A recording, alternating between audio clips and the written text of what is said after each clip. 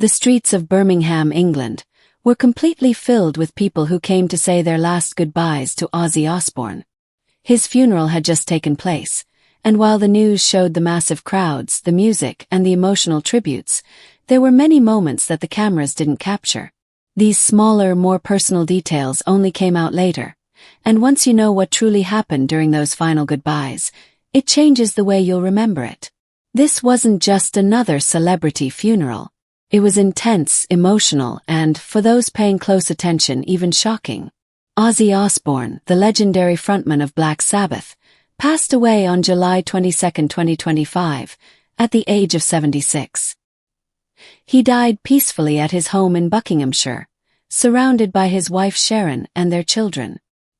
His family confirmed that his passing came after years of battling health issues, including Parkinson's disease, serious spinal problems, and other age-related conditions.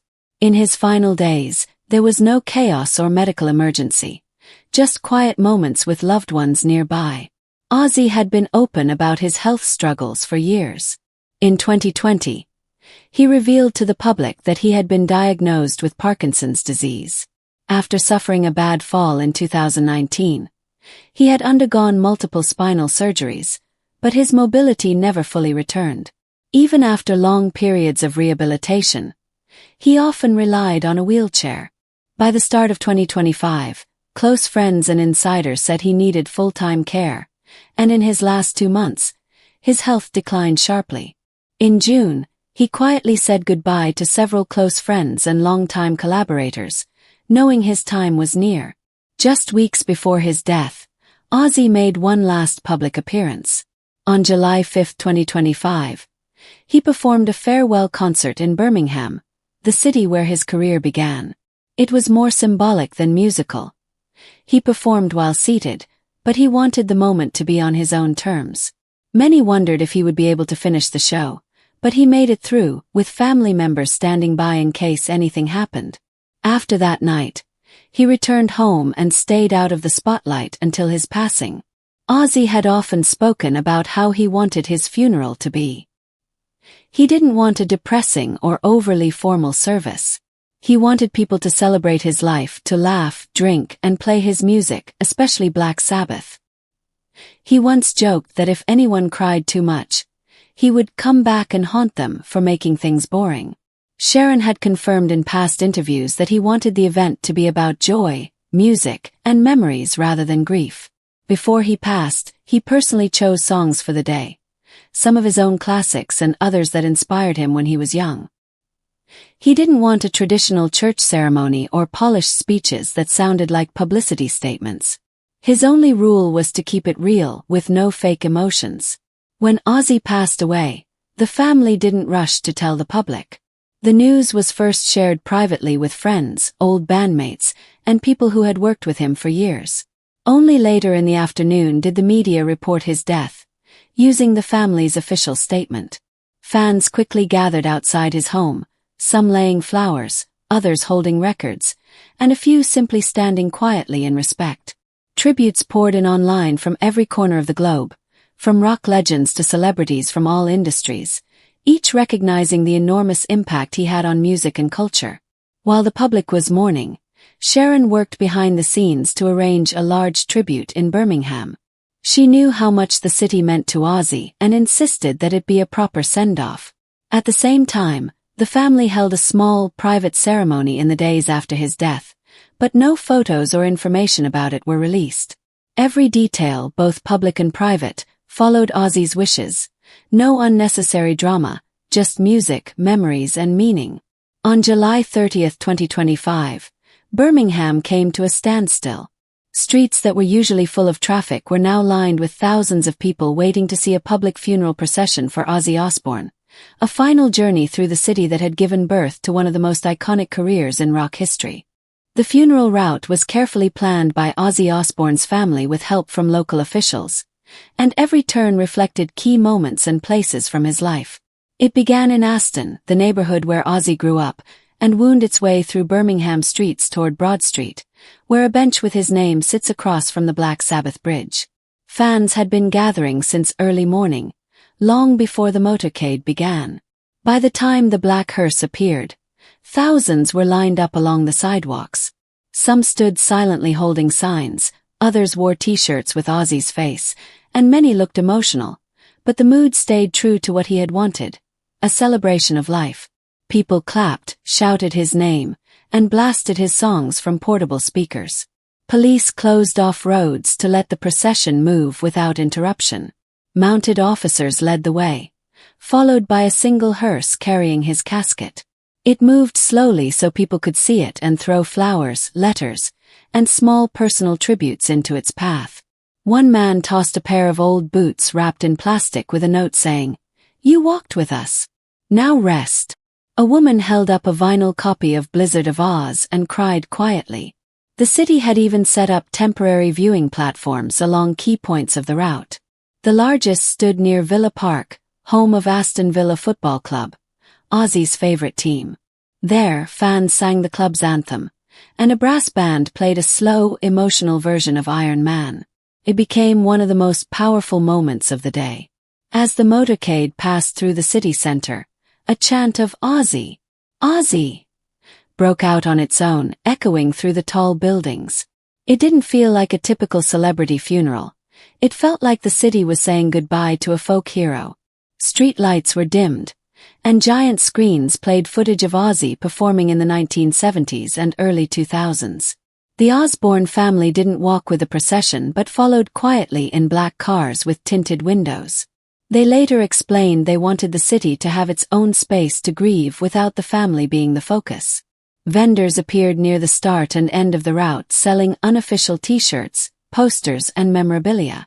While some complained about the commercialization, most people didn't mind. For many fans, this was their one chance to say goodbye, and they wanted to leave with something to remember it by. When the hearse reached the Black Sabbath Bridge, the atmosphere shifted.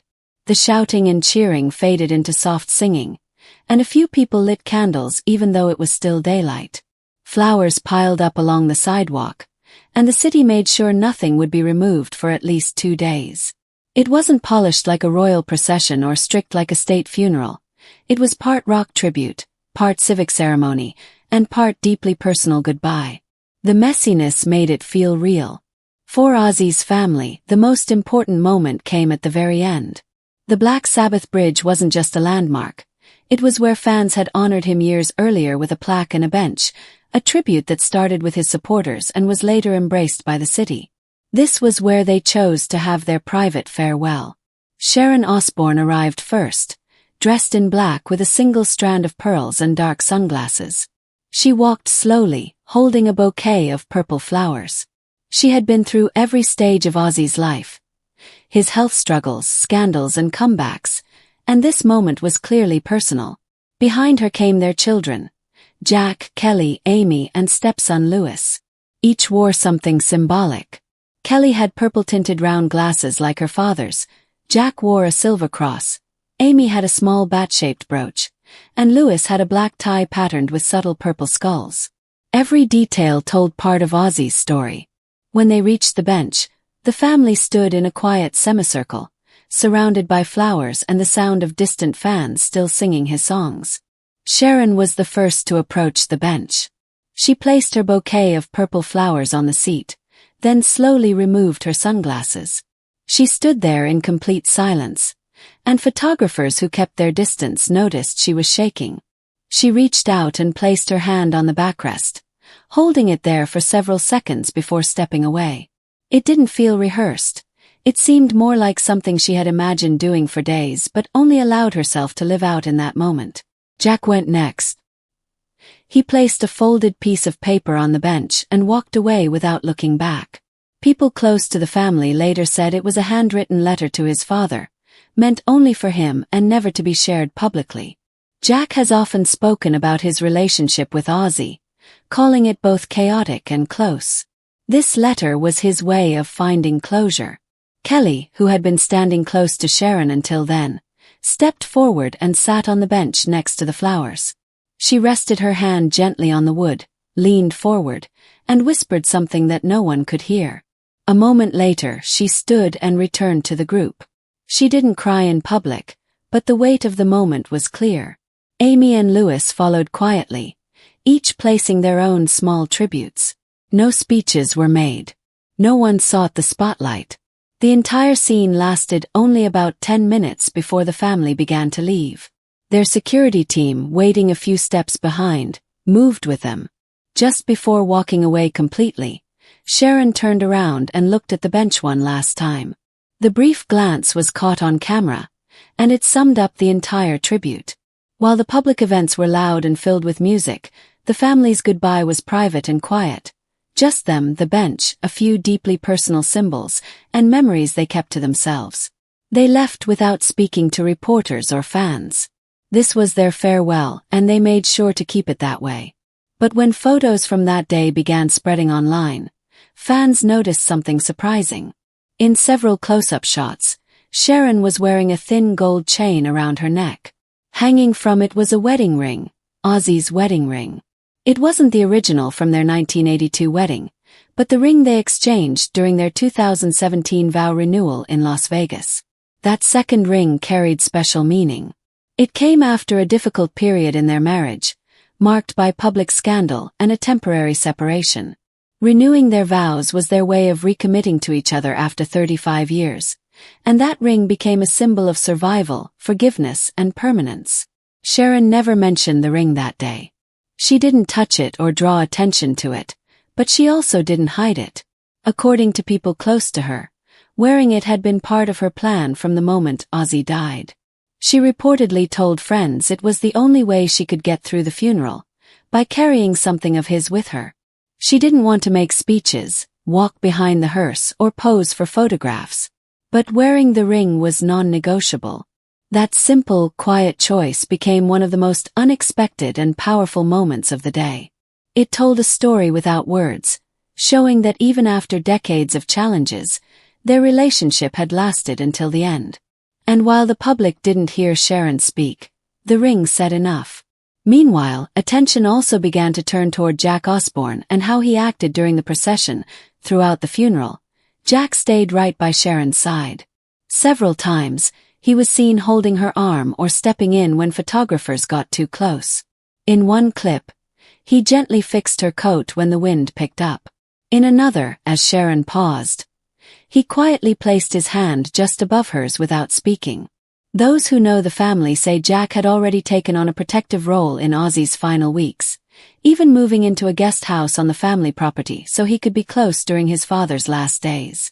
After Ozzy passed, Jack handled much of the planning, working with Birmingham city officials and contacting extended family. He didn't do it because it was expected of him. He did it because he knew his mother couldn't get through it without someone taking charge. Kelly, although clearly emotional, stayed farther back for most of the day. Her face, often caught by cameras, looked drained. She didn't speak to the press and stayed silent on social media until the next day, when she posted a single image of a vintage microphone with a caption, "Silence says more." Fans understood it as her quiet tribute to the man who had given her both life and a place in the music world. The chain around Sharon's neck with Ozzy's wedding ring, Jack's quiet support, and Sharon's decision not to speak all came together to form one powerful image, a moment that carried more meaning than any speech could. It was grief, loyalty, and finality all at once, and it caught people off guard. After the funeral in Birmingham, tributes to Ozzy poured in from around the world. Rock legends, former bandmates, and fans shared stories, memories, and rare photos. Tony Iommi, his longtime Black Sabbath bandmate, called Ozzy irreplaceable, and posted a backstage photo from their last tour together, saying they had spoken only days before his death. Geezer Butler chose to grieve in private, avoiding interviews, later posting a short thank you to fans for keeping Ozzy's legacy alive. Other musicians also spoke out. James Hetfield from Metallica called Ozzy a blueprint for heavy metal. Axl Rose, who rarely comments on public events, shared how seeing Black Sabbath as a teenager changed his life. Lars Ulrich described Ozzy's passing as the closing of a chapter in heavy music. In the UK, Birmingham's mayor released a statement honoring Ozzy's cultural and civic contributions, and the city council announced plans for a permanent mural in the Aston neighborhood. Locals began leaving candles, photos, and handwritten notes under the Black Sabbath Bridge, and cleanup crews were told to leave them untouched for several days. Fans across the globe organized their own tributes. In Los Angeles, people gathered outside the Rainbow Bar and Grill, one of Ozzy's favorite spots, for a candlelight memorial while playing Mr. Crowley and Mama, I'm Coming Home. In Tokyo, fans displayed hand-drawn portraits outside Tower Records. In Sao Paulo, graffiti artists painted a massive mural of Ozzy's face alongside lyrics from Crazy Train. Inside the Osbourne family, there was a conscious decision to avoid media appearances. Sharon stayed out of the spotlight, and the family issued no further statements. People close to them said this was deliberate. They felt they had already said everything that needed to be said. Even though the public events were over, Ozzy's presence was everywhere. His voice, his image, and his influence echoed in cities worldwide. On shirts, posters, murals, and in the songs blasting from speakers. The funeral might have ended, but the impact hadn't faded. Now, insiders say the Osbournes are planning a private farewell. While not officially confirmed, sources claim the small, invitation-only gathering will be held in Buckinghamshire, possibly in a private chapel near the family estate. This will not be a repeat of the public ceremony. It will be a quiet, intimate gathering for close family, lifelong friends, and a few trusted associates from Ozzy's inner circle. Sharon is overseeing everything, following Ozzy's wishes for something simple and honest, without speeches or formality. Jack is expected to read from The Prophet, a book Ozzy often quoted. Kelly may sing a short verse from Changes, the song she recorded with her father, though that's not confirmed. Amy is believed to be preparing a handwritten letter or small personal item to leave with the casket. Lewis will help with arrangements but stay out of the public eye. The burial will take place immediately after, on private land near the family's property. Ozzy had made it clear he did not want to be buried somewhere that would become a tourist attraction. He wanted a place where his family could visit in peace. No cameras will be allowed, and press will be kept away entirely. This final goodbye will belong only to them, a rare, quiet moment for a family that has lived so much of life in the spotlight.